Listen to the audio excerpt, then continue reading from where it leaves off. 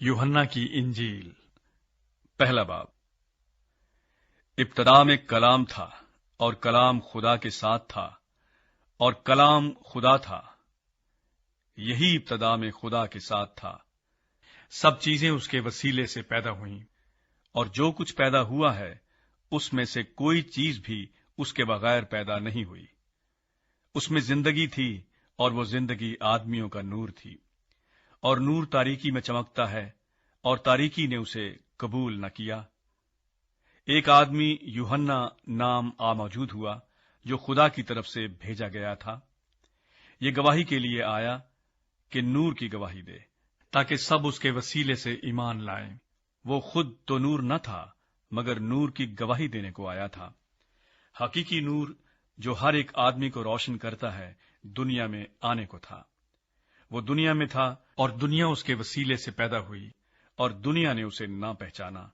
वो अपने घर आया और उसके अपनों ने उसे कबूल न किया, लेकिन जितनों ने उसे कबूल किया उसने उन्हें खुदा के फर्जंद बनने का हक बख्शा, यानी उन्हें जो उसके नाम पर ईमान लाते हैं।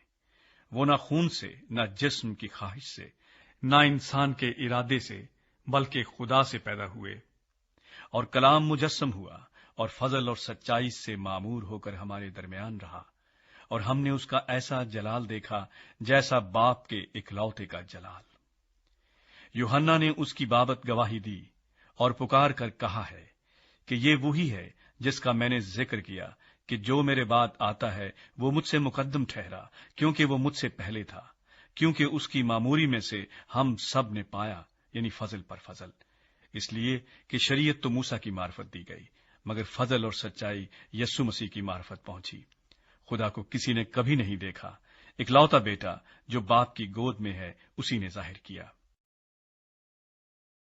बपतिस्मा देने वाले की मुनादी।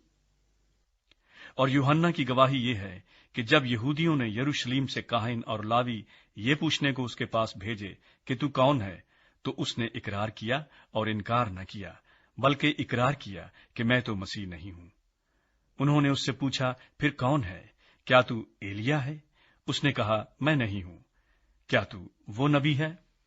उसने जवाब दिया कि नहीं। बस उन्होंने उससे कहा, फिर तू है कौन, ताकि हम अपने भेजने वालों को जवाब दें, तू अपने हक में क्या कहता है?